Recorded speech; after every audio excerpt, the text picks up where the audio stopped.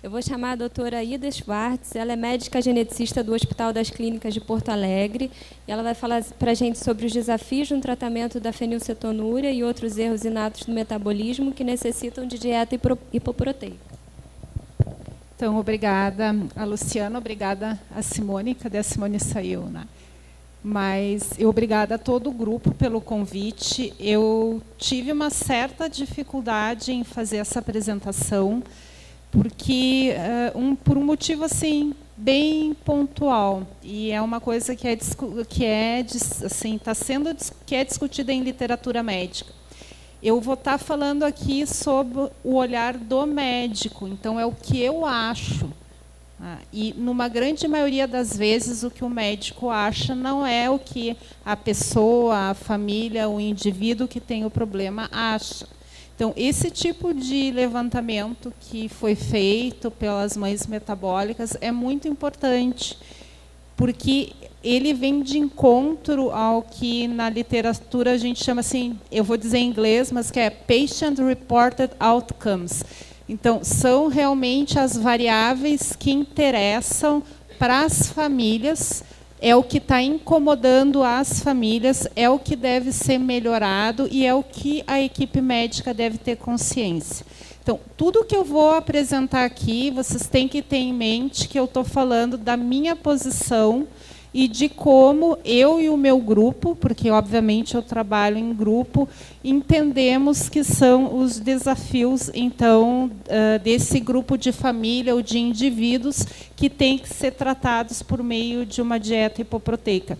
Eu também acho a questão das mães metabólicas muito interessante e legal, porque não é uma doença só, né? Então, são várias. E quando nós temos um objetivo em comum e que acaba unindo o maior número de pessoas, eu acho que isso só facilita as coisas e torna, assim, até do ponto de vista político e social, o grupo mais forte, a pressão também é maior. Tá? Então, vocês vão ver que eu vou ler essa frasezinha para vocês. O segmento do tratamento das doenças metabólicas é difícil, pois é geralmente para a vida inteira e necessita de mudanças nas ações, tanto do paciente quanto de sua família. Tá? Eu também, assim, várias vezes eu vou intercambiar aqui a palavra paciente com indivíduo, tá? Porque, na real, nós consideramos as pessoas assim como sendo doentes quando elas têm febre, quando elas têm que ir para o hospital. Né? Então, o que a gente quer é que essas pessoas que têm que usar a dieta hipoproteica, que elas não fiquem doentes, que elas fiquem bem, tendo entendimento que a dieta é o tratamento. Só que vai ficar bem claro, à medida que eu for apresentando para vocês, que esse tipo de condição não envolve só a pessoa, ela envolve toda a família. Tá? E no instante que ela envolve toda a família, todas as ações médicas que forem feitas, elas também não podem ter só como ponto único o paciente, então, mas todo aquele ao redor, inclusive, às vezes não, escola e outros grupos que convivem com a pessoa que tem que fazer a dieta. Segunda coisa, a Beatriz vai falar também, e que eu acho muito importante. Tá? Quando a gente fala de dieta, de comida, a gente não está falando só daquilo que a gente assim coloca na nossa boca para sobreviver, porque a gente precisa de comida para ter a nossa energia, para não ficar deitado na cama o tempo inteiro, para não ficar doente. A comida vai muito mais além disso. Tá? Vocês vão ver que a maioria das comemorações ou celebrações que nós fizemos em família envolvem comida, seja Natal, seja Páscoa, seja aniversário. Então, no instante que eu estou mexendo com comida, eu estou mexendo com uma série de coisas ritualísticas e que são importantes dentro da nossa cultura. Então, para vocês verem a complexidade do tema. Então, sempre uma das coisas que eu tenho só uns 2 ou 3 slides em inglês, mas eu vou traduzir para vocês. Uma das coisas que está ruim com esse barulhinho, ou vocês preferem que eu fale sem o microfone? Uma das coisas que a equipe médica se preocupa, e obviamente que as famílias também se preocupam, é com a questão da adesão ao tratamento. Né? Adesão significa o quanto, né, que o indivíduo vai seguir aquela prescrição que foi feita pelo médico ou pelo nutricionista, pela equipe de saúde. E já se sabe, isso não é uma coisa assim só dos erros inatos do metabolismo, que em qualquer doença crônica, pressão alta, colesterol alto, qualquer uma, diabetes é um bom modelo para a gente fazer comparação. É difícil que a pessoa mantenha a adesão. Tá? Então, a gente sempre tem que começar a pensar o que a gente pode fazer para melhorar a adesão ao tratamento, porque, a princípio, quanto mais eu sigo a recomendação médica ou nutricional, melhor controlada eu estou e menos chance de ter complicações eu tenho. Tá? Então, o que a gente acabou fazendo, e eu vou mostrar para vocês, sempre no intuito de dar voz e entender o que as famílias pensam. A gente chegou, então, a fazer um trabalho envolvendo o grupo de pacientes com fenilcetonúria que nós acompanhamos. Tá? Foram 56 indivíduos incluídos. E o que a gente fez? Olha como até fechou com o título da minha fala, né? A gente listou para eles desafios, né? Quais eram os desafios que eles tinham em seguir o tratamento. Tá? Lembrando que o tratamento da fenilcetonúria ele é ainda basicamente dietético. Então, o que a gente fez? A gente listou o que a gente achava que era desafio. Tá? Então, é um desafio ter uma dieta diferente, restrita, é um desafio o gosto da fórmula metabólica, é um desafio todo esse problema que a gente tem no Brasil para conseguir a fórmula, é um desafio o alto custo da fórmula, é um desafio o fato que às vezes a equipe médica tem o hospital, é muito longe do lugar que o paciente mora. É um desafio o custo do transporte, né, da casa do paciente até o hospital. É um desafio o fato de que a dieta diferente atrapalha a interação social da pessoa que tem fenilcetonúria com a que não tem fenilcetonúria. É um desafio o custo dos alimentos, né, que deveriam ou que poderiam ser incluídos então na dieta de pacientes com fenilcetonúria, então os alimentos hipoproteicos. E aqui vocês veem a gente tentou ver se os pacientes que eram aderentes e os não aderentes se tinha alguma diferença entre eles. E não tem diferença. Eles, tanto quem segue a dieta quanto quem não segue a dieta pensa a mesma coisa. Tá? Isso é um achado do nosso estudo.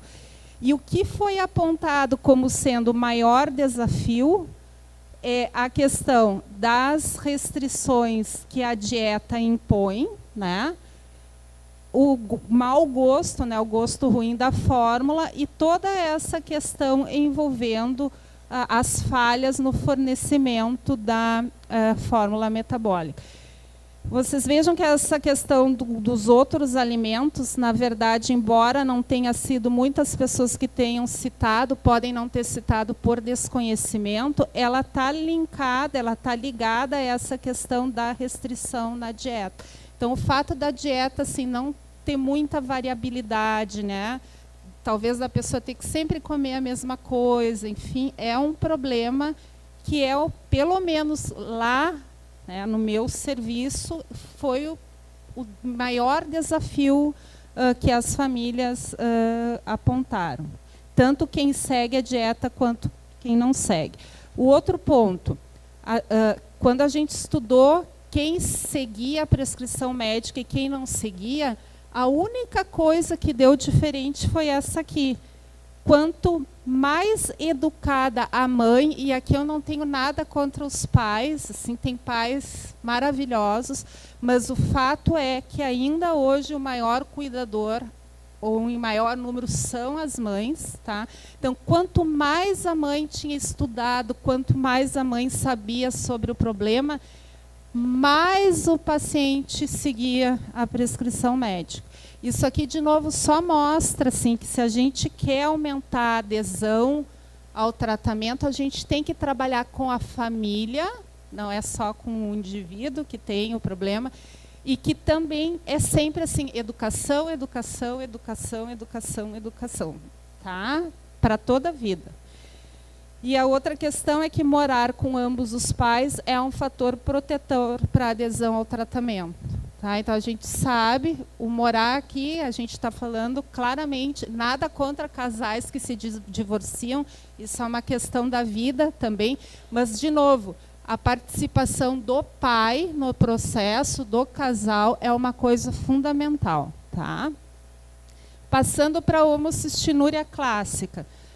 O que a gente tem, já começou algum trabalho também na área, a gente tem em torno de 10 famílias que nós acompanhamos, e o que nós fizemos foi um estudo para avaliar se o conhecimento sobre a doença, então se a pessoa que tem homocistinúria clássica, se ela entendia o problema, se isso fazia com que ela seguisse mais ao tratamento. Tá? O que a gente observou naquela época, isso aqui já foi um estudo um pouquinho mais antigo, que havia um conhecimento deficiente sobre os aspectos genéticos da doença. Tá? Tinham alguns pacientes que não sabiam se a homocistinúria era genética ou não genética, porque tem doenças, nem toda doença é genética, a homocistinúria é genética. Tá? E apenas um sabia responder qual era a chance disso acontecer de novo na família, tá? E nenhum respondeu que se tratava de um defeito enzimático. Tá? Então, isso revelando também que nós, como equipe médica, tínhamos que trabalhar mais sobre essas questões com as famílias. Só que nós não observamos relação entre adesão ao tratamento e conhecimento sobre a doença. Tá? Mas, óbvio, era um pequeno número de indivíduos afetados, e aqui na homocistinúria clássica tem algumas nuances em relação à fenilcetonúria, porque, pelo menos aqui no Brasil, a maior parte dos pacientes, ele não responde ao uso de uma vitamina, a gente tem que fazer uso da dieta, e é uma dieta muito mais difícil do que a da fenilcetonúria e mais difícil de ser seguida. Então, a taxa de não adesão ao tratamento é maior do que a taxa de não adesão ao tratamento da fenilcetonúria. Tá? Bom, e aqui alguns dados para vocês em relação à realidade brasileira da homocistinúria clássica. Já foi dito aqui, não está inclusa no teste do pezinho. Tá? Então, a maioria dos pacientes, eu tenho conhecimento de somente um que foi diagnosticado pelo teste do pezinho, porque a família pagou, mas todos os outros são pacientes diagnosticados tardiamente.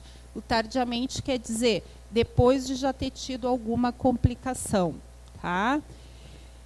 Nós também acreditamos que os pacientes com formas leves, eles são subdiagnosticados, tá? Porque eles, ou por desconhecimento médico, ou porque eles têm quadros mesmo de difícil diagnóstico por serem mais leves. E tem toda a questão de como fazer os exames, tá? Que agora parece que vai ser regularizado dentro da Política Nacional de Atenção às Doenças Raras. Então, nós temos 8 pacientes atualmente no Rio Grande do Sul, 7 estão em tratamento, e o número esperado, assim, com base na prevalência mundial no Rio Grande do Sul, seriam 32 pacientes. Isso é só uma continha que a gente fez para dar a noção para vocês de que deve ter muita pessoa com esse problema que poderia estar sendo tratada e que não é tratada porque não foi diagnosticada. Quanto tempo eu tenho? Tá. Dentro disso, eu vou fazer uma apresentação aqui para vocês, assim, ó, breve, tá? É um sumário da apresentação que eu fiz no nosso encontro anual de fenilcetonúria, que nós fizemos em Porto Alegre o ano passado. Tá? E por que eu resolvi mostrar isso aqui para vocês? Porque, por causa disso daqui, a gente fez uma enquete, tá, com o grupo que estava lá, perguntando para as famílias e para os pacientes. Tem 2 centros no Rio Grande do Sul que tratam fenilcetonúria, nós somos um dos centros, mais ou menos metade dos pacientes em cada centro, dá uns 150 pacientes. Tá? Porque a minha pergunta é a seguinte: será que a gente está pesquisando o que as famílias querem que a gente pesquise? Vocês entendem isso? Porque eu posso estar pesquisando o que eu acho que é importante, mas vocês podem querer que seja pesquisado uma outra coisa, né? Então, o que a gente listou assim? Vocês acham que tem que ter melhores maneiras de fazer o diagnóstico ou o segmento, né? Os exames esse que tem que fazer toda hora. Será que não tem que ter um aparelhinho que nem tem para diabetes, que eu possa, né, só dar uma picadinha ali na ponta do dedo e não ter que fazer o exame a partir de punção da veia, enfim? Será que tem que ser feitas formas ou leites com melhor sabor, outras formas e melhores formas de tratamento, pesquisar formas de prevenção, pesquisar como melhorar a qualidade de vida, pesquisar por que alguns pacientes têm quadros mais graves e outros mais leves, e outro. Alguém quer levantar a mão e, tipo assim, só chutar qual foram os 2 itens que o pessoal achou que tinha que ser mais pesquisado? 3, tá? Sabor da forma. Tá, então eu vou dizer para vocês que o que ganhou lá foi melhores maneiras de fazer o diagnóstico, para não ter que estar toda hora tirando sangue, enfim, e a questão de melhores formas de tratamento. Não que os outros não tenham que ser, mas era o que as famílias de lá acharam que tinha que ser melhor trabalhado. Tá? E só para terminar, eu vou mostrar para vocês, porque nós somos um centro universitário, a gente também faz pesquisa e nós consideramos que fazer pesquisa é bom. Ó, olha o que eu coloquei aqui. Pesquisamos para melhor entender os eventos da vida e para, a partir das nossas descobertas, intervirmos ou atuarmos de uma melhor maneira em nossas vidas e no mundo. O que a gente quer quando faz pesquisa na área médica é melhorar o atendimento das pessoas, né? E o que a gente está fazendo lá em Porto Alegre? Então, a Tássia está aqui. A gente está pesquisando se quem tem fenilcetonúria sente o cheiro e o gosto dos alimentos da mesma maneira que as pessoas que não têm fenilcetonúria. Porque tem um burburinho que talvez seja diferente. Vocês pensem com vocês aí, se quem desde cedo faz uma dieta mais hipoproteica, será que não muda o jeitinho, né, que tu cheira ou que tu sente o gosto, porque tu não pode comer de tudo? E será que isso influencia na adesão? A gente também desenvolveu um novo método para se procurar alteração genética de quem tem fenilcetonúria, é um método mais rápido. Nós vamos ter um encontro e vamos entrar em contato com vários de vocês, que é para avaliar o entendimento de uma tabela que tem da Anvisa para níveis de fenilalanina, tá? É o doutorado da Bruna. A Fernanda, ela está desenvolvendo a medida da fenilalanina em papel filtro, que lá no nosso hospital a gente ainda não tem disponível.